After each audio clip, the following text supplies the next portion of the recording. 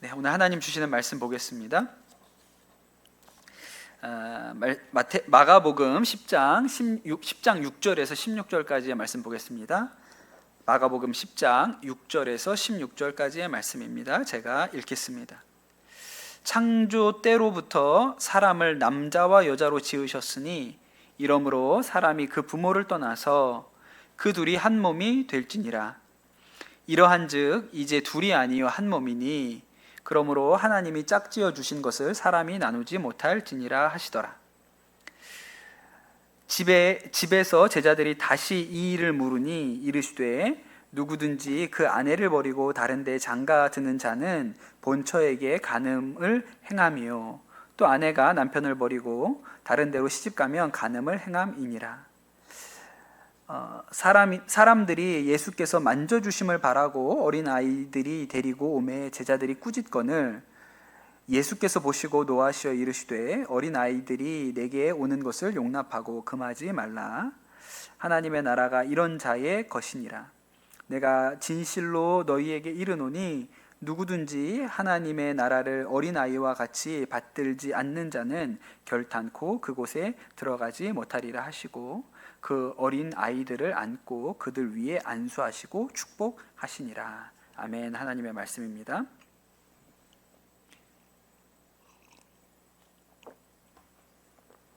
네, 오늘부터 연휴가 또 시작되었습니다. 5월에 연휴가 많죠. 네, 또 오늘 몇 분이나 오실까 제가 생각을 했는데 아이스크림을 준비를 못했네요. 오늘 지난번에 얘기해놓고 지금 생각이 났네요.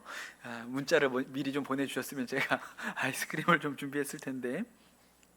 네, 오늘 제 마음에는 오늘 많이들 못 오시겠다 이런 생각을 했는데 그래서 많이 안 오실 거니까 좀 어려운 얘기를 해야겠다 이런 생각을 했습니다.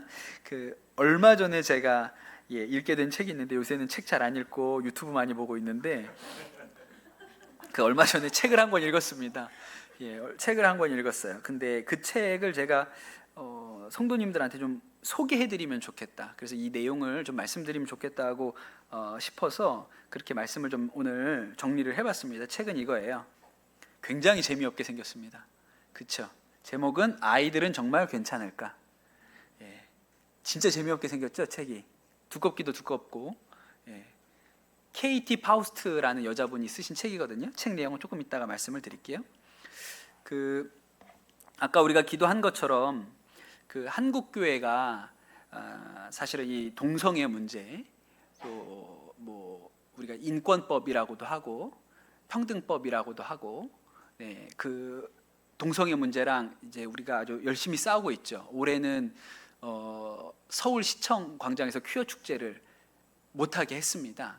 그러니까 사실은 한국 교회가 한 거죠. 한국 교회가 지속적으로 일에 대해서 압력을 넣고 또 보수적인 정권의 서울시장님도 그렇기 때문에 이런 일들을 막을 수 있었는데 아직 우리에게 힘이 있다는 것을 보여주는 좋은 사인이라고 생각을 합니다. 지금까지 잘 버티고 한국 교회가 막아내고 있죠. 그런데 우리 교회가 감리교회잖아요. 미국 감리교회는 굉장히 어렵게 가고 있습니다. 아마 내년 정도에는 미국 연합감리교회라고 하거든요. 왜 연합감리교회라고 하냐면 미국 감리교회가 남북전쟁이 일어나고 나서 남감리회와 북감리회로 갈라졌어요. 미국의 거의 모든 교단이, 미국에서 제일 큰 교단을 남침례 교단이라고 하잖아요. 왜 남침례 교단이라고 하냐면 그것도 이제 남북전쟁 때 갈라진 거거든요. 근데 남감리회, 북감리회, 그래서 우리나라 선교사님들 들어오셨을 때 보면 남감리회 파송, 북감리회 파송 이랬어요. 근데 한국에 들어와서 연합해서 사역을 하셨거든요. 그리고 나서 미국 감리교회도 이 남감리회, 북감리회가 우리가 남북 전쟁한 게 언제인데 아직도 이렇게 나누어져 있냐? 그래서 다시 합쳤습니다. 그래서 연합감리교회를 만들었어요. 그런데 이 연합감리교회가 아마 내년쯤에는 쪼개질 것 같아요. 연합감리교회에서 글로벌 감리교회가 떨어져 나갈 것 같습니다. 지금 아마 그러면 재산을 어떻게 나눌 거냐? 아마 이런 조정들을 지금 하고 있는 모양이에요. 왜 나눠지느냐? 너무 명확한 거죠. 동성애 문제 때문에 나눠진 거예요. 동성애에 찬성하는 쪽과 반대하는 쪽. 이제 반대하는 쪽이 나가게 되는 거거든요. 몇 년 전에 감리교회는 총회 미 연합감리교회가 총회를 해서 이 동성애 문제를 어떻게 할 거냐? 우리가 장정에 나와 있는 규정들을 바꿀 거냐, 동성애 하고 있는 예를 들어 게이나 레즈비언 성직자를 임명할 거냐 말 거냐, 동성애 결혼 주례를 교회가 할 거냐 말 거냐, 이 문제를 가지고 총회를 했습니다. 근데 총회에서 전통적인 안, 우리는 동성애를 받아들일 수 없다는 전통적인 안이 근소한 표차로 이겼어요. 질 거라고 생각했는데 대부분 이겼습니다. 그래서 막아냈거든요. 그러나 그 대부분의 그 교회 지도자들, 그러니까 미 연합감리교회도 그 교단을 이끌어가는 교계 지도자들이 있죠. 감독이라고 불리는 감독님들 중에는 반동성애 진영에 속한 사람이 없다 그럽니다. 그러니까 거의 그분들은 그렇게 총회 결과가 나왔음에도 불구하고 교단의 전체를 그렇게 이끌고 가고 있고, 그런 형태로 이끌고 가고 있고, 거기에 반대하는 분들이 이제 교단을 잘라서 갈라서 나오려고 지금 그렇게 하고 있다 그래요. 내년 아마부터는 그 분열이 본격화될 거라고 그렇게 이야기를 합니다. 그러니 굉장히 실제적인 문제가 됐고, 특별히 미 연합감리에 속해 있는 한인 목회자들이 굉장히 갈등이 많으신가 봐요. 대부분 나와야겠다고 생각하고 계시는 것 같아요. 예. 이제 이민교회 정서도 그렇고, 뭐 우리가 가지고 있는 신념이, 우리 한국에서 뭐 우리가 신학도 공부하고 목회도 하고 한국교회에 뿌리를 두고 있는 우리 입장에서는 받아들이기가 어렵죠. 그래서 대부분 현재 연합감리교회를 탈퇴하려는 그런 움직임들이 있다고 이야기를 듣습니다. 이런 문제, 이 동성애 문제를 교회 안에서 다룰 때는 성경이 쟁점입니다. 성경을 어떻게 해석하느냐. 그래서 성경이 동성애를 어떻게 말하냐. 창세기부터 소돔과 고모라가 동성애 때문에 아주 중요한 이 죄를 아주 중요한 죄로 언급하고 있고, 또 레위기나 신명기에서는 동성애를 명확하게 죄로 규정하고 있고, 또 신약 성경의 바울 서신에서도 동성애를 죄라고 표현하고 있지 않습니까? 그러니까 우리 같이 동성애를 반대하는 사람은 성경이 이렇게 나와 있지 않냐, 성경이 쓰여 있는 대로 믿어야지, 이렇게 주장을 하는 것이죠. 그런데 교회 내부에서 우리가 어떤 의견을 말할 때, 이 일에 대하여 우리의 입장을 말할 때는 성경을 근거로 하죠. 그런데 세상에 대해서, 우리가 이 동성애 문제에 대해서 세상에 대해서 말할 때는 성경을 근거로 할 수는 없잖아요. 안 믿는 사람들한테 성경에 이렇게 써 있으니까 동성애는 하지 말아야 돼, 이렇게 얘기할 수 없잖아요. 그러면 듣는 사람들은 그건 니네 얘기고, 그걸 왜 너가 믿는 신념을 왜 우리한테 강요해? 그거는 성경에 써 있는 거지, 성경이 우리한테 규범도 아닌데 왜 우리한테 얘기해? 이렇게 얘기할 수밖에 없죠. 그러니까 교회 내부의 동성애 문제는 이 성경을 근거로 해서, 뭐가 성경적이냐, 하나님 말씀에 뭐라고 써 있는지가 근거이지만, 우리가 세상에 대해서 동성애에 반대할 때는 성경을 근거로는 할 수가 없는 거예요. 그래서 교회가 반동성애 진영으로서 가지고 있는 논리가 제가 보기에는 크게 한 두 가지 정도 있는 것 같아요. 하나는 건강의 관점에서 보는 것입니다. 동성애로부터 여러 가지 질병이 유발된다, 그렇게 보는 것이죠. 대표적으로 이런 이야기를 할 때마다 거론되는 게 에이즈잖아요. 그렇죠? 에이즈 환자의 거의 다수가 동성애자였다고 그렇게 하지요. 그런데 실제로 이 얘기를 하지 않습니다. 우리나라 질병관리본부에서도 정확하게 숫자를 밝히지 않아요. 거의 99%거든요. 그러나 그걸 명기하지 않습니다. 그 반동성애 운동에 앞장서는 분 중에 제일 앞에 서서 싸우는 분 중에 그 요양병원 원장님, 여만섭 원장님이라는 분이 계시거든요. 이분이 왜 반동성애 운동에 앞장서셨냐면 요양병원을 하고 계세요. 그런데 요양병원에 에이즈 환자들이 이제 입원을 하고 싶어서 입원 요청을 한 거예요. 왜냐하면 다른 병원에서 안 받아준다는 거예요. 그러니까 이게 전염력이 있는 질병이라고 하니까 안 받아줘서 이 병원에 왔는데, 뭐 예수 믿는 원장님이 에이즈 환자라고 내칠 수는 없으니까 병원에 이렇게 받았죠. 그리고 나서 이 에이즈 환자들을 치료하면서 그들을 받아줬는데 보니까 이거는 좀 문제가 있다는 거예요. 일종의 성중독이라고 본다는 거예요, 본인은. 왜냐하면 에이즈가 걸렸는데, 감염되었는데도 불구하고 병원 안에 화장실에서조차 성행위를 하니, 그러니까 이거는 정신적인 질환이지, 이것을 정상적인 어떤 인간 감정의 형태라고 보기가 어렵다. 이건 중독적인 현상이라고 보아야 한다. 이분이 이렇게 이야기를 하는 것이죠. 그래서 이 동성애가 병리적인 형상이다. 이렇게 주장하는 근거가 있습니다. 최근에 원숭이 두창, 엠폭스라고 또 해가지고 또 새로운 병이 왔나 그랬는데 원숭이 두창이 엠폭스예요. 그런데 우리나라에 뭐 한 50명 정도 환자가 발생했다고 그러는데 거의 99%가 동성 성관계에 의해서 나왔다고 하는 거죠. 제가 알기로는 한 분인가 두 번만 병원에서 치료 중에 감염된 분 말고는 다 동성 성관계로 인해서 이 질병이 지금 퍼지고 있다고 해요. 그런데 이 얘기도 질병관리청에서 하지 않습니다. 질병관리본부에서 정확하게 동성 성관계가 원인이라고 얘기하지 않아요. 그러니까 이런 근거를 가지고 동성애가 옳지 않다고 말하는 논거가 하나 있고요. 두 번째는 이 동성애가 사회적인 질서와 안정을 훼손한다, 이렇게 하는 논리가 있습니다. 예를 들어서 혼란을 부추기고 출산율을 떨어뜨린다, 이런 얘기죠. 예를 들어서 이번에 서울시청 앞에서 퀴어 축제를 막았지 않습니까? 막은 논거가 뭐죠? 너무 선정적이라는 거예요. 그 앞에서 모여서 하는 그 행위가 너무 선정적이기 때문에 거기는 공개된 장소이고 학생들, 미성년자들도 얼마든지 접근할 수 있는데 너무 선정적인 모습들이 연출되기 때문에 이것이 자라나는 우리 청소년들에게 좋은 영향을 줄 수가 없다, 이러한 논거로 그 집회를 불허해야 된다, 이렇게 주장한 거거든요. 그리고 또 이런 것도 있습니다. 사회적인 영역에서 남자와 여자 말고 다양한 성이 존재한다라고 인정할 때 기준이 불명확하다는 거예요. 예를 들어서 나는 남자인데, 생물학적으로는 남자인데 나는 나를 여자라고 생각해. 그런 경우가 있잖아요. 이제 그러면 나중에 성전환 수술도 하고 그러는데, 그래서 나는 군대에 입대할 수 없어. 그러면 다 한때는 나는 여자로 생각하는 남자야. 그리고 군대 갈 수 있는 기간이 지나고 나면 나는 다시 남자야. 이런 사회적 혼란을 어떻게 감당하냐는 거예요. 이걸 자신의 주관적인 감정이나 느낌으로 판단한다고 하면, 그러니까 이것이 사회적인 혼란을 부추긴다, 그렇게 얘기하고, 또 이런 문제도 있죠. 올림픽에서 남성에서 여성으로 성 전환한 사람이 올림픽에 나갔는데 남자 경기가 아니라 여자 경기로 출전을 했어요. 그럼 그 사람이 이기겠죠. 이런 일들이 이미 일어나고 있기 때문에 이 일이 사회적인 질서와 안정을 훼손한다, 이렇게 얘기를 하는 거고, 또 우리나라 같은 경우에는 가뜩이나 출산율이 떨어지는데 동성 부부까지 허용되면 얼마나 더 떨어지겠냐, 이런 논리가 있습니다. 그런데 두 논리가 다 뭔가 부족한 면이 좀 있어요.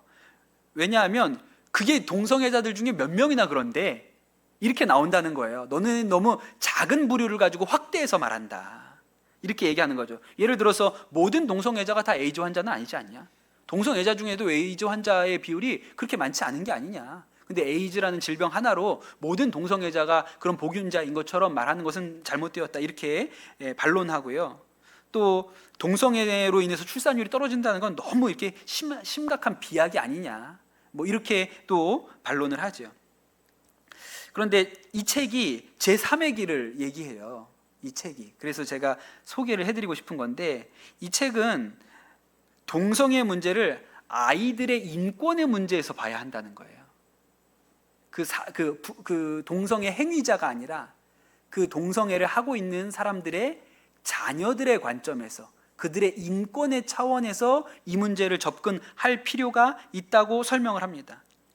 만약에 세상에 남성, 여성 말고 여자가 되고 싶은 남자, 남자가 되고 싶은 여자, 그 다음에 레즈비언, 게이, LGBT라고 불리는 트랜스퍼, 여러 가지 성이 존재한다고 하면 당연히 무엇이 뒤따르냐면 다양한 가정도 따라옵니다. 그렇죠? 다 그럴 수밖에 없는 거예요. 이분들이 가정을 이루고 싶어 하거든요. 그냥 동성애자로 사는 게 아니라, 동성애가 이제 법적으로 법제화되는 것은 동성 결혼을 합법화시키려고 하는 거니까요. 그러면 동성 가정을 만들어내야 되는 거예요. 사실은 이미 우리가 가정 해체의 시대에 살고 있습니다.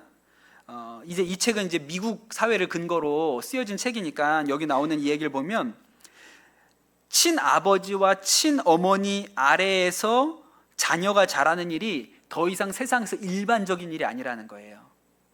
이런 가정을 우리가 전통 가정이라고 부릅니다. 친아버지와 친어머니 밑에서 성장하는 자녀가 성장하는 가정을 전통적인 가정이라고 불러요. 예. 이 책에 따르면 미국에서 친부와 친모의 슬하에서 성인이 될 때까지 양육되는 경우는 전체의 46%라 그랬어요. 절반이 안 되는 거죠. 절반이 안 돼요. 나머지 절반 이상은 편부, 편모, 양부, 양모, 엄마의 동거 남자, 아빠의 동거 여자. 근데 그 동거 남자와 동거 여자가 여러 번 바뀌기도 하고, 엄마가 레즈비언인 경우에 엄마만 둘 있거나, 아빠가 게이인 경우에 아빠만 둘 있거나, 아니면 아예 기증된 정자에 의해서 홀로 아이를 출산하거나, 대리모에 의해서 태어나서 엄마가 없는 경우도 있고, 일부 다처도 존재하고, 수많은 가족 관계가 존재한다는 거예요. 그게 현대 가정이에요. 여기 계신 대부분은 전통 가정이고요. 그 다음에 여기 지금 말씀드린 여러 가지 관련이 현대 가정이라고 이야기를 하는 것이죠. 그러니까 전통 가정이 이제 더 소수인 거예요. 현대 가정이 더 많은 형편이 되었다고 미국에서는 그렇게 이야기합니다. 그런데 문제는 이런 거죠.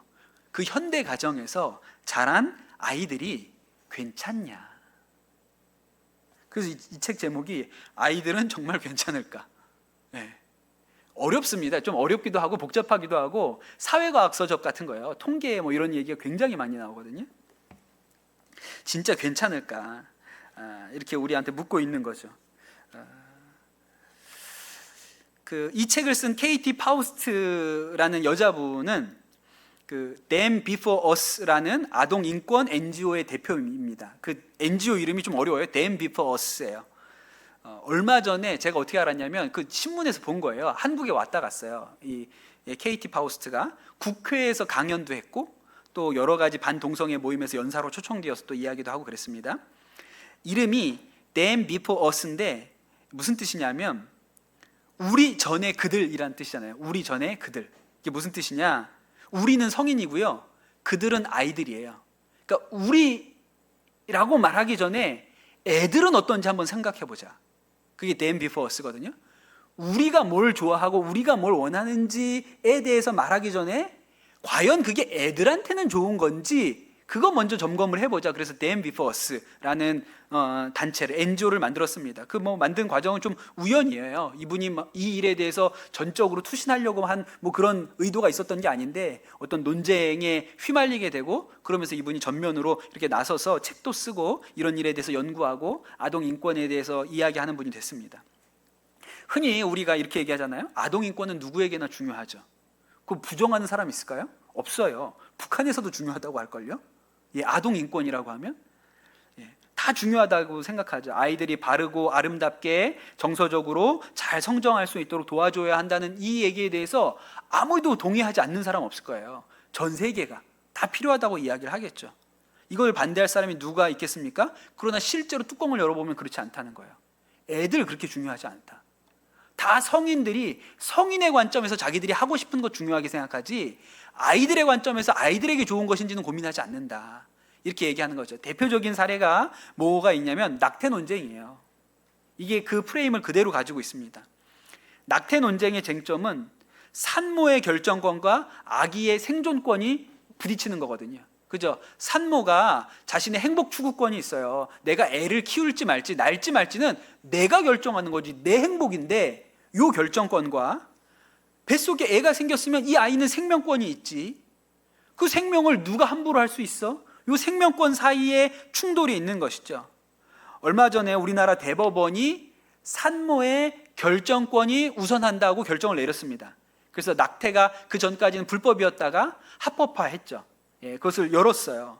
그러니 이제 법원에서도 아기가 가지는 생명권보다 엄마가 가지는 행복 추구권과 결정권이 우선한다고 결론을 내린 것이죠. 왜냐하면 아이는 아직 보이질 않아요. 뱃속에 있으니까. 그리고 말하지도 않아요. 주장하지도 않아요. 그러나 엄마는 살아있고 눈에 보이고 말하고 주장하죠. 그러니까 엄마의 행복 추구권이 생명권에 앞선다고 이야기한 거예요. 그러니까 이 일은 아주 정확하게 우리가 그들, 아이들보다 우리가 더 중요해. 이렇게 얘기한 거죠. 반대로 또 이런 경우도 있어요. 우리나라에서 많이 벌어지고 있는 일 중에 부모가 사업에 실패하거나 뭐 어떤 인생에 어떤 어려움이 있어서 자살하려고 할 때, 스스로 목숨을 끊으려고 할 때 아이들도 함께 죽는 경우가 있습니다. 우리가 그러한 일을 뭐라고 말하죠? 동반 자살이라고 하죠. 그런데 문제는 이런 거예요. 아이들은 한 번도 죽음에 동의한 적이 없어요. 그 아이 중에 단 한 명이라도 그 죽음에 동의한 아이가 누가 있어요? 근데 여러분, 우리는 뭐라고 얘기하죠? 동반 자살이라고 얘기해요. 아이들은 동반된 적이 없어요. 살고 싶었죠. 죽고 싶지 않았다고요. 그런데 부모의 결정에 의해서 아이가 죽는 거예요. 그러니 그 세이브 더 칠드런인가요? 그 아동들 NGO에서는 뭐라 그랬냐면, 한국 신문사들에게 그 권고하는 편지를 보내서 동반 자살이라고 표기하지 말고 자녀 살해 후 자살로 표기를 바꾸라. 동반 자살이 아니다. 아이들은 한 번도 죽음에 동의한 적이 없다. 그렇게 이야기하기도 했습니다. 그런데 이런 일을 봐도 부모가 가지는 자살을 행복 추구라고 말하기는 좀 묘하긴 한데, 부모의 결정이 자식보다 앞서는 거예요. 자식이 어떤지 아이들의 인권보다 부모의 결정이 훨씬 앞서 있는 것이죠. 옛날에 우리 부모님들이 이런 이야기를 자주 하셨습니다. 내가 너네들 때문에 네 아빠랑 산다. 그런 얘기 여러분 들어보셨습니까? 네, 저는 들어본 것 같아요. 네. 그쵸, 뭐 살다 보면 남편이 마음에 안 들고 또 아내가 마음에 안 들고 그 배우자랑 갈라서고 싶을 때가 가끔 있잖아요. 한 20-30년에 한 번 정도 그런 일이 오지 않습니까? 살다 보면. 그런데 그때 참으면서 하는 얘기가, 엄마들이 아빠들이 그때 참으면서 하는 말이, 내가 너네 때문에 그냥 산다. 뭐 그렇게들 옛날에 얘기를 하셨죠. 뭐 또 그래서 무슨 얘기들을 했냐면, 나는 딱 네 아버지랑, 그때는 꼭 네 아버지라고 하지 않습니까? 내 남편이라고 하지 않고, 내가 네 아버지랑은 너 결혼식장 들어갈 때까지만 산다. 내가 딱 네 결혼식장만 네가 들어가고 나면 그럼 나는 네 아버지랑은 끝내. 이런 얘기들을 들어보셨죠? 살면서 그냥 한 번 정도, 그냥 뭐 자주 듣긴 어려운 얘기인데 그냥 살면서 하여튼 몇십 년에 한 번 이렇게 한두 번 들을까 말까 그런 얘기를 들어보셨잖아요. 그러니 이런 얘기를 했다는 것은, 이런 얘기를 하는 부모 밑에서 자랐다는 얘기는 적어도 그때는 나보다 자녀의 행복에 대해서 더 무게를 두고 살았다는 거예요. 내가 추구할 행복보다 자녀가 살아가야 될 행복에 대해서 조금 더 무게를 더 두었다는 것이죠. 그런데 이제 더 이상 그렇게 생각하지 않는다는 거죠. 제가 오늘 이야기 중에는 좀 이혼에 대한 얘기가 많이 나오거든요. 그래서 좀 마음에 걱정도 되고 죄송한 마음도 있습니다. 우리 교회에도 이렇게 이혼하고 혼자서 이렇게 자녀를 키우는 가정들이 좀 있기 때문에 좀 오늘 이 얘기가, 이 논지가 그 상처에 좀 재뿌리는 게 아닐까, 이런 조심스러운 마음도 있어요. 여러분, 편모 스라에서 훌륭하게 큰 사람들 많이 있습니다. 충분히 가능한 거예요. 잘 성장할 수 있어요. 그리고 친모, 친부 스라에서 자녀가 어긋나고 망가지는 일도 수도 없이 보지 않습니까? 주변에 얼마든지 보잖아요. 그러니까 싸잡아서 모두가 그렇다고 얘기하는 게 아니고, 오늘은 사회과학적으로 접근하려고 하기 때문에 전체적인 경향성이 어떤지에 대해서 이야기하려고 하는 거예요. 그게 가르쳐주는 바가 있습니다. 우리도 따라가고 있지만 미국 사회가 가정이 해체되고 있는 일을 경험하고 있죠. 아까 얘기한 것처럼 이혼도 많고 또 재혼도 많고 편모 또 스라에서 자라는 경우도 있고, 또 예를 들어서 친모와 양부, 친부와 양모 사이에서 자라기도 하고, 또 여기에다가 동성 가정이 결합하면서 엄마만 둘, 아빠만 둘 이렇게 있기도 하고, 또 그런 가정에서 아이를 입양하기도 하고요. 입양하지 않는 경우에서는 아이를 만들 수가 없으니까, 동성 부부가 아이를 낳을 수가 없으니까 여자 같은 경우는 정자를 기증받아서 아이를 출산하거나, 또 남자 같은 경우에 게이 커플 같은 경우는 대리모를 통해서 자녀를 출산하거나 이런 일들이 일어나고 있는 것이죠. 그런데 이런 현대적인 가정을 주장할 때 늘 하는 이야기가 이런 거라는 거예요. 꼭 가정에 엄마 아빠가 필요한 것은 아니다. 친부와 친모라도 아이를 다 잘 키우는 건 아니지 않느냐? 어떤 가정이든지 엄마나 아빠가 아니더라도 또 엄마 아빠가 아니더라도 아이들은 그저 잘 보호받고 사랑받으면 아빠가 둘이어도 엄마가 둘이어도 아빠 엄마가 아니어도 그 아이들이 충분히 사랑받고 잘 보호되면 괜찮다. 이게 이 현대적인 가정의 논리예요. 그리고 이걸 받아들이지 않으면 미국에서는 편협한 사람이라고 합니다. 이기적이고 편협한 사람이라고 손가락질 당해요. 그래서 이 KT 파우스트가 하고 싶은 얘기는 당신들이 괜찮다고 하는 논거가 뭐냐? 진짜 괜찮냐? 이 얘기를 드러내고 싶은 것이죠. 실제로는 그렇지 않아요. 안 괜찮죠. 괜찮다고 우기고 있는 거예요. 여러분, 우리는 이미 아주 오래전부터 이 일이 괜찮지 않다는 것을 노래로 다 알고 있습니다. 어떤 노래로? 신데렐라는 어려서 부모님을 잃고요, 계모와 언니들에게 구박을 받았더래요. 여러분, 이 노래가 옳습니까? 그럽니까? 맞는 얘기예요. 여러분, 신데렐라는 가정에서 가장 행복했던 시절은 언제예요? 친부와 친모와 함께 살았던 때잖아요. 그렇죠? 그러다가 엄마가 일찍 돌아가셨습니다. 그래서 아버지와 살았죠. 괜찮았어요? 근데 이 아버지가 재혼을 합니다. 이상한 여자랑. 그때부터 조금 어려웠지만 아버지가 살아계실 때까지는 그래도 어느 정도 참을만 한 거예요. 견딜만 했어요. 그런데 언제부터 심각한 문제가 발생해요? 아버지가 돌아가시고 계모의 슬하에서 크기 시작하면서 굉장히 심각한 문제가 발생했죠. 그러니까 우리는 이거를 노래로 불러가지고 너무 잘 알고 있어요. 계모와 계부가 모두 나쁘다고 할 수 없지만 일반적으로 계부와 계모 밑에서 잘하는 일은 친부와 친모 밑에서 잘하는 것보다 훨씬 아이들에게 불안정한 일이다. 몰라요? 알잖아요. 우리가 다 기본적으로 알잖아요. 그런데 여러분, 우리가 기본적으로 경험으로 알고 있는 이 일을 KT 파우스트는 통계적으로 심층적인 인터뷰를 통해서 다시 한번 확인합니다. 예를 들어서 2005년에 소아과학이라는 책에 실린 연구 결과예요. 거기 어떤 연구 결과가 있냐면 이런 결과가 있습니다. 친부모 아래에서 자란 어린이보다 혈연 관계가 없는 보호자가 있는 가정에서 자란 어린이, 계부와 계모일 수도 있죠. 하여튼 혈연 관계가 없는 보호자가 키운 어린이는 이 어린 시절에 치명적인 부상을 당할 확률이 50배가 더 많다. 통계로 연구를 한 거예요. 다른 조사예요. 프린스턴 대학에서 한 조사 결과는 아주 더 디테일한데요. 친부모와 사는 아이의 74%는 항상 안전벨트를 착용하는 반면에 친부와 계모와 함께 사는 아동은 52%만 안전벨트를 착용했다. 이렇게 어떤 요소의 디테일한 거를 가정별로 구분해가지고 확인을 한 거예요.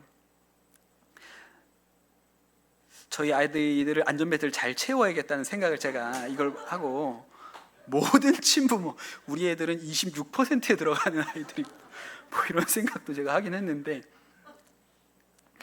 또 되게 충격적인 결과인데요. 이런 거예요. 미국의 비영리 단체인 아버지 없는 세대를 위한 재단이라는 곳이 있다 그래요. 거기에서 아버지가 없는 가정들을 통계내고 분석해 본 결과 충격적입니다. 노숙인이나 가출 청소년 가운데 90%가 아버지가 없어요. 교도소 수감자의 70에서 85%가 아버지가 없어요. 자살하는 10대의 63%가 아버지가 없고, 임신하는 10대의 71%가 아버지가 없고요. 고등학교 중퇴자의 71%가 아버지가 없는 가정에서 나온다고 연구 결과가 나왔어요. 되게 충격적이죠. 그러니까 충분한 사랑만 받으면 돼. 한 명이어도 상관없고 두 명이어도 상관없고 엄마 아빠가 아니라 엄마거나 아빠 아빠여도 상관없어. 근데 실제로 통계가 그렇게 말해주지 않는 거예요. 미국 흑인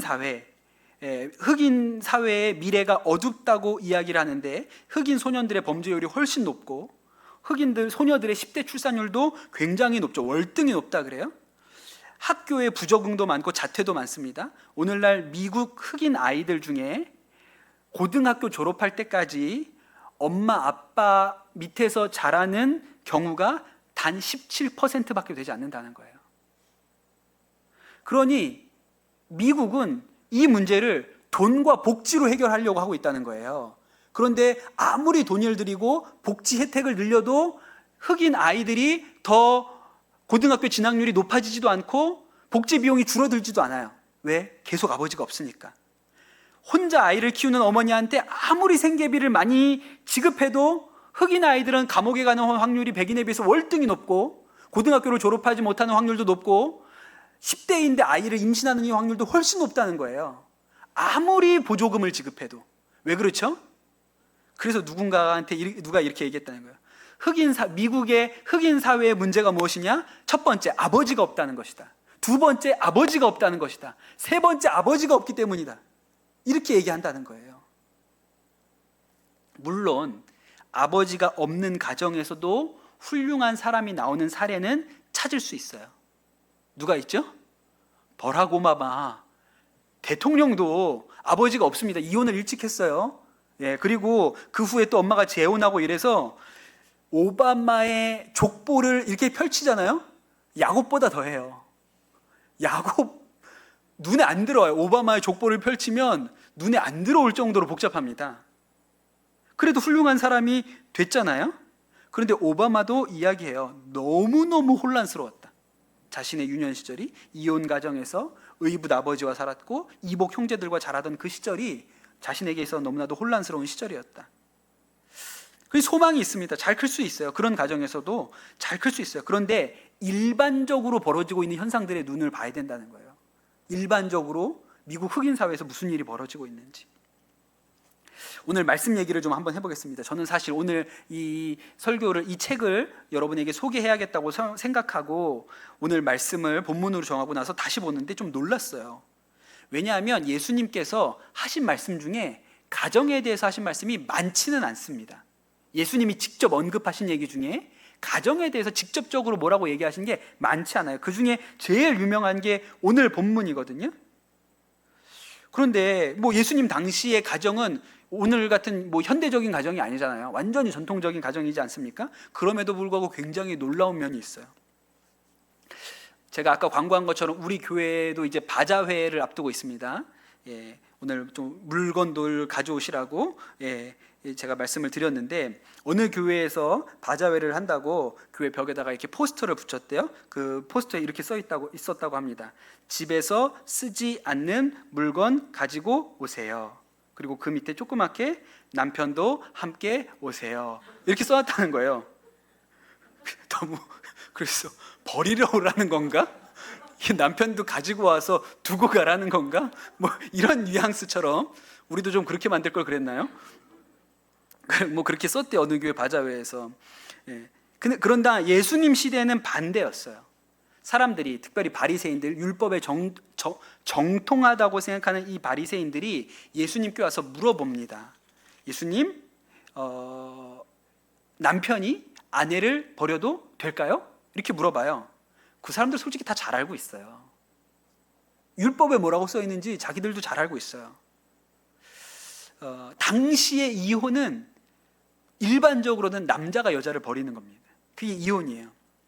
그래서 예수님께서 뭐라고 얘기하시냐면 모세가 율법에 뭐라고 말했느냐 이렇게 물어보시거든요. 그랬더니 율법에 알고 있어요. 다 율법에는 이혼 증서를 써주고 아내를 버리는 것을 허락했습니다. 그렇게 대답을 하죠. 그런데 원래 이 율법이 신명기 24장에 나오는 건데 이런 얘기예요. 아내를 데리고 왔는데 결혼할 때는 몰랐던 아내의 어떤 수치가 있어요. 그런데 결혼 후에 그 수치를 알게 되었어요. 그러면 아내에게 이혼 증서를 써주고 돌려보내도 된다. 이렇게 써 있는 거예요. 그런데 문제는 이 수치가 뭔지를 정확하게 명기하지 않았어요. 아주 보수적으로는 이 여자가 결혼 전에 다른 성관계가 있다는 것을 알게 되었을 때 그럴 때는 이혼 증서를 쓰고 돌려보내라. 이게 아주 보수적인 입장이에요. 근데 나중에는 남자들이 결혼을 했는데 아내가 마음에 안 들어. 요리를 잘 못해. 바가지를 많이 긁어. 그럼 이혼하고 싶은 거예요. 그래서 우리 아내는 요리를 잘 못하는 수치가 있습니다. 잔소리가 심한 수치가 있습니다. 그래서 여자들을 쫓아냈다는 거예요. 그런 상태에서 예수님한테 물어본 거거든요. 남자와 여자가 이혼을 해도 됩니까? 남편이 아내를 버려도 됩니까? 이렇게 물어본 거예요. 예수님께서 뭐라고 대답하셨냐면 이렇게 얘기하셨죠. 창조 때로부터 사람을 남자와 여자로 지으셨으니 이러므로 사람이 그 부모를 떠나서 그 둘이 한 몸이 될지라. 이런즉 이제 둘이 아니요 한 몸이니 그러므로 하나님이 짝지어 주신 것을 사람이 나누지 못할지니라. 그렇게 얘기를 하셨어요. 그러니까 이 가정이 예수님이 말씀하시는 가정은 남자와 여자로 구성되죠. 남자와 여자로 구성된 거예요. 그리고 부모를 떠나서 한 몸이 되었기 때문에 하나님이 짝지어 주셨기 때문에 사람이 나눌 수 없다. 그렇게 얘기를 하셨어요. 왜 못 나눈다고 하셨을까요? 하나님이 짝지어 주셨으니 왜 사람이 나눌 수가 없을까요? 제가 깜짝 놀란 거예요. 그 뒤에 기가 막히게 무슨 얘기가 나와요? 애들 얘기가 나와요. 이 본문이 나란히 붙어 있을 줄이야. 나란히 이야기한 거예요. 이 논쟁 후에 바로 아이들이 등장을 합니다.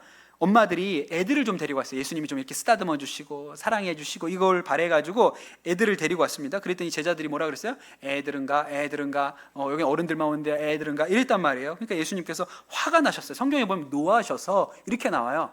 노하셨어요. 그리고 나서 하시는 얘기가 아이들이 나에게로 오는 것을 용납하라, 금하지 말라, 용납하고 금하지 말라 그렇게 얘기를 하셨습니다. 그리고 하나님의 나라가 이런 아이들과의 것이다 그렇게 얘기를 하셨거든요. 진짜 묘하지 않습니까? 이혼 이야기 후에 바로 아이들이 나한테 나오는 것을 용납하라, 그들이 나오는 것을 막지 말아라 그렇게 얘기해요. 아이들이 예수님께로 나오는 것, 그게 참 행복으로 가는 길이잖아요. 진짜 행복으로 가는 길이에요. 그걸 막지 말라고 얘기를 하셨어요. 그 행복의 길이 예수님께 나오는 것이지만 또 동시에 친아버지와 친어머니 아래에서 아이들이 자라는 것이 그들에게 행복의 길이에요. 할 수만 있다면 가정을 친부와 친모 아래에서 아이들이 자랄 수 있게 하는 것이 가장 좋은 길인 것이죠. 그걸 막지 말라고요. 이제 최근의 이슈 얘기를 한번 해볼게요. 최근에 우리나라에서 일어났던 이슈 중에 하나가 사유리라는 일본 출신의 방송인 이야기예요. 아세요? 일부러 어눌하게 말하는 일본 방송인이 있습니다. 한국말을 원래는 굉장히 기가 막히게 잘하는데 컨셉으로 한국말을 잘 못하는 것처럼 이렇게 하는 분이 있죠. 벌써 텔레비 나온 지 오래된 분이에요. 근데 이분이 결혼 없이 정자를 기증받아서 아이를 출산했습니다. 그리고 그 아이가 태어났죠 이미. 그래서 이 아이를 키우는 영상도 공중파를 통해서 굉장히 많이 나왔어요. 화제를 주기도 했고 또 충격을 주기도 했죠. 저렇게도 아이를 낳을 수 있구나, 저렇게 아이를 키우는 사람도 있구나. 그게 공중파에 이렇게 나갔기 때문에 굉장히 많은 사람들이 저럴 수도 있네 이런 생각을 했을 거예요. 사유리 씨는 이렇게 얘기를 합니다. 본인이 나이가 들어가요. 40이 넘었는데 만나는 남자친구가 있었지만 남자친구는 아이를 원하지 않아요. 그리고 또 결혼하고 싶은 생각도 별로 없어요. 아이를 원하지도 않고요. 그러니 나는 너무 아이를 갖고 싶은데 이 남자한테 나 아이 낳고 싶어, 나랑 결혼해야 돼 이렇게 강요할 수가 없는 거예요. 그렇다고 이제 헤어지고 또 내가 다른 사람, 결혼할 만한 다른 배우자를 찾을 수 있는 게 언제 만날 수 있는지 자기가 알 수가 없으니까 이러다가 아이를, 내가 나이도 있고 그러니까 아이를 못 낳는 게 아닌가 이런 두려운 마음이 들었죠. 그러면 혼자라도 낳자 그렇게 생각이 들어서 정자를 기증받아서 아이를 임신했고 출산을 한 거예요. 이제 기증을 통한 정자 기증을 통한 아이 출산이 가능한 거죠. 근데 여러분, 이 일을 우리가 어떻게 받아들여야 될까요? 야, 저출산 시대에 저렇게라도 아이를 낳으니 얼마나 복된 일인가, 하여튼 낳긴 낳아야지 이렇게 받아들여야 될까요? 근데 KT 파우스트의 입장에서 보자면 아이 편에서 그 일이 좋은 일인지, 아이의 행복 추구권에서 그 일이 좋은 일을 생각해 봐야 된다는 거예요. 그렇게 태어난 아이 이름이 제인입니다. 그 아이가 진짜 행복한지를, 앞으로 행복하게 살아갈 수 있는지를 생각해 봐야 된다는 것이죠. 미국에는 하여튼 별의별 연구와 별의별 연구 그룹이 다 있는 것 같아요. 이번 연구의 이름은 우리 아빠의 이름은 기증자입니다예요. 그러니까 정자기증으로 태어난 아이들의 특징을 연구한 연구가 있거든요. 그 연구 결과가 뭐 이런 얘기들이 있습니다. 본인의 태생과 정체성에 대해 엄청나게 씨름할 가능성이 높다. 또 한 가지, 가족 관계가 혼란스럽고 갈등 상황에 있거나 가정을 잃는 상황을 더 많이 겪는다. 비행, 약물 남용, 우울증과 같이 심각하게 부정적인 결과로 힘들어할 가능성이 매우 높다. 이런 결과를 도출했어요. 그렇게 정자기증으로 태어난 아이들이 하는 이야기입니다. 이 책은 그렇게 구성되어 있거든요. 통계 자료를 보여주고 개별 인터뷰가 그 다음에 실려요. 그런 사례에 대한 인터뷰가 나와 있거든요. 그 아이들이 이런 얘기를 합니다. 나는 아빠가 없다. 나의 뿌리의 절반, 나의 아버지, 나의 가족 병력조차 알지 못한다. 그래서 의사가 가족 병력이 있나요? 라고 물으면 나는 알 수 없다고 말할 수밖에 없다. 또 다른 사람이 한 얘기입니다. 나는 내가 누구인지 모르는 것처럼 느껴진다. 나는 내가 실제 사람이 아닌 것처럼 느껴진다. 나는 과학실험 대상으로 느껴진다. 나는 내가 가짜인 것처럼 느껴진다. 이런 생각을 안 하는 정자기증자로 태어난 아이들도 있어요. 다 이렇게 생각하는 건 아니죠. 그런데 다른 경우에는 또 다른 불안감이 있다는 거예요. 어떤 불안감이 있을까요? 만약에 정자를 제공한 나의 생물학적인 아버지가 다른 여자들에게도 정자를 기증했다면 세상 어딘가에 나의 이복 형제들이 흩어져 있을지도 모른다는 불안감을 안고 산다는 거예요. 굉장히 충격적이지 않습니까? 그래서 내가 그냥 아무것도 모르고 좋아하는 여자가 생기거나 좋아하는 뭐 어떤 남자가 생겼는데 연애를 하거나 결혼을 하게 됐는데 혹시 나의 이복 형제면 어떡하지? 라는 불안감을 마음속에 품고 산다는 거예요. 책에서 보면 굉장히 충격적인 이야기가 하나 나오는데 18년 동안 어떤 남자아이가 외동 아들인 줄 알고 자랐습니다. 그런데 유전자 검사를 했어요. 이 아이가 정자기증으로 태어났다는 것을 그 이후에 알게 된 거죠. 성인이 되어서 알게 된 후에 자신의 친부가 누군지가 궁금해서 그걸 알고 싶어서 유전자 검사를 한 거예요. 그리고 나서 뭐 어떤 경로는 잘 모르겠는데 그러고 나서 알게 된 사실은 나에게 49명의 이복 형제 자매가 있다고, 그리고 더 늘어나고 있다고 사실을 알게 됐다는 거예요. 아빠가 계속 정자를 여기저기다 기증을 하고 다닌 거예요. 이상한 사람이죠. 되게 충격적이지 않습니까? 상상도 하지 못하잖아요. 우리는 그런 부모님 밑에서 태어난 아이가 어떠한 생각을 앞에 하게 되고 어떠한 혼란을 겪게 될지에 대해서 생각해 본 적이 없어요. 그리고 이렇게 얘기한 거죠. 아빠, 엄마가 아니어도, 친부, 친모가 아니어도, 아빠, 아빠거나 엄마, 엄마거나 그래도 사랑을 많이 받고 잘 보호받으면 괜찮아. 실제로는 괜찮지 않은 거예요. 근데 이제 본격적으로 계속 제가 강도를 높여가고 있는 거예요. 이제 동성 부부 사이에서는 무슨 일이 일어나는가? 그 안에서 태어나는 아이들에게는 어떤 일이 일어나는가? 이런 일이 일어나는 것이죠. 이제 동성 결혼을 인정했습니다. 그리고 나니까 동성 부부가 생겼어요. 그 동성 부부도 아이를 키우고 싶은 욕구가 있죠. 그러나 생물학적으로는 아이를 낳을 수가 없습니다. 그래서 선택하는 방식이 뭐예요? 처음에는 입양이었어요. 근데 입양으로 성에 차지 않는 거예요. 내 유전자가 담긴 아이를 낳고 싶거든요. 그런데 불가능하잖아요. 그래서 레즈비언 부부 같은 경우는 아까 얘기한 것처럼 정자 기증을 통해서 자녀를 출산하고, 게이 부부인 경우에는 대리모를 통해서 자녀를 출산하게 되는 것이죠. 그러면 과연 이렇게 만들어진 가정이 아이들에게 좋을까? 또 충분한 사랑과 안정감만 있다면 아이들은 이런 환경에서도 잘 자랄 수 있을까요? 동성애 진영에서는 뭐라고 얘기하냐면 그렇다는 거예요.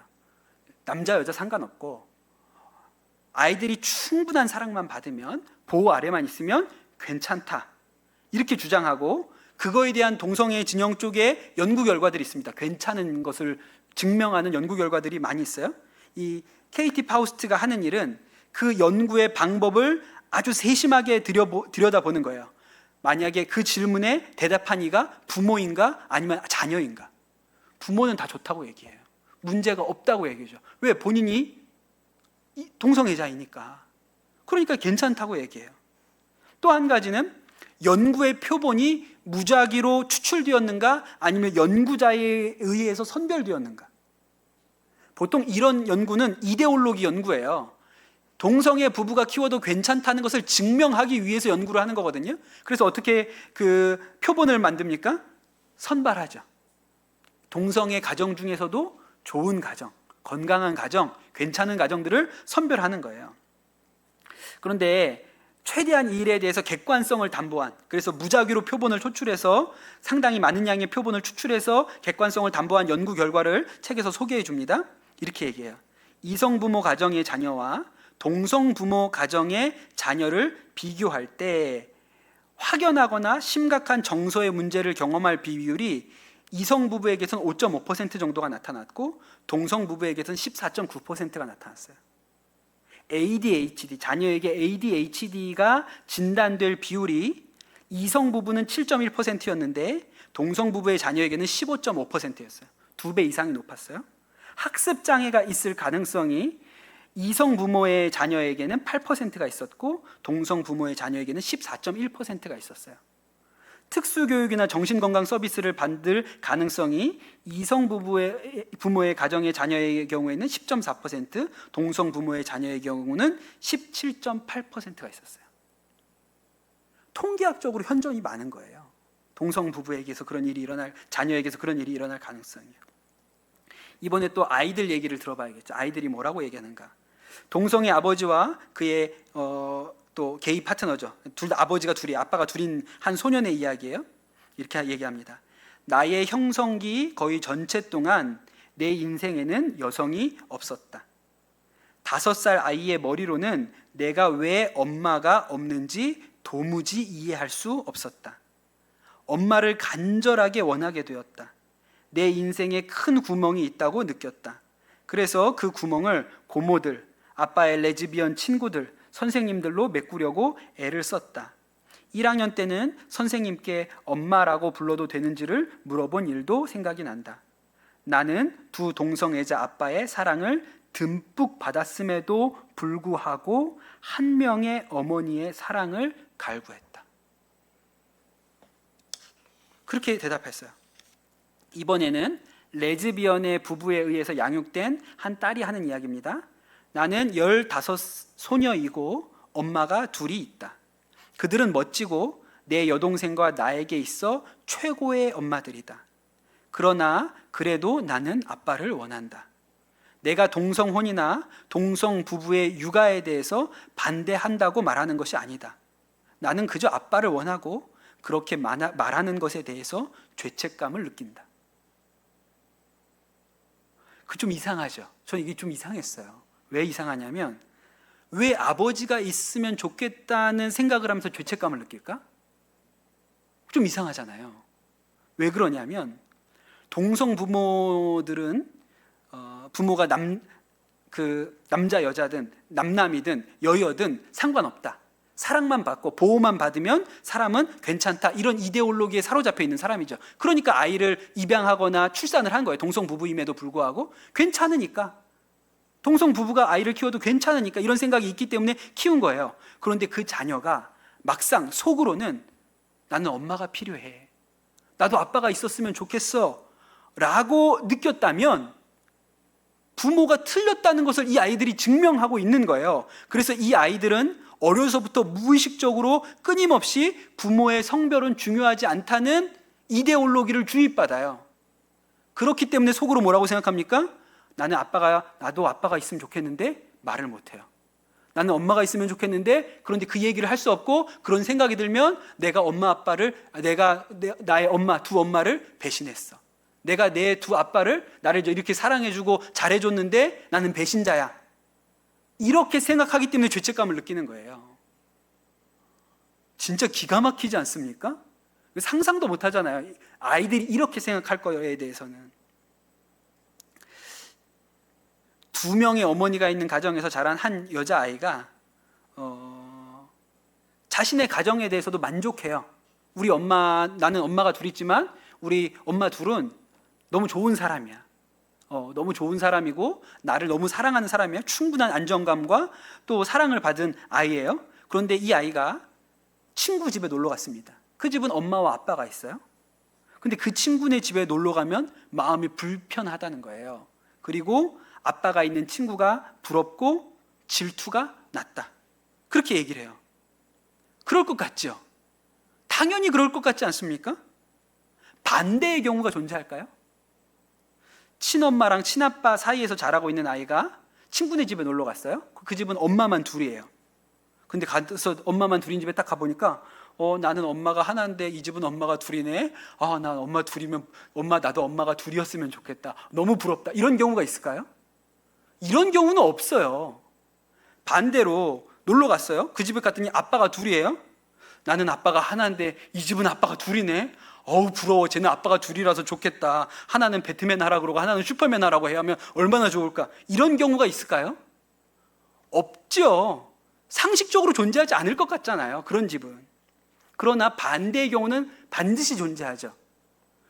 엄마고 아빠인 경우에는 친구 집에 놀러 갔는데 엄마 아빠가 있잖아요. 그럼 엄마가 있었으면 좋겠어. 엄마가 부러워. 어떤 집은 아빠가 부러워요. 당연한 마음이 일어난다는 거예요. 그렇게.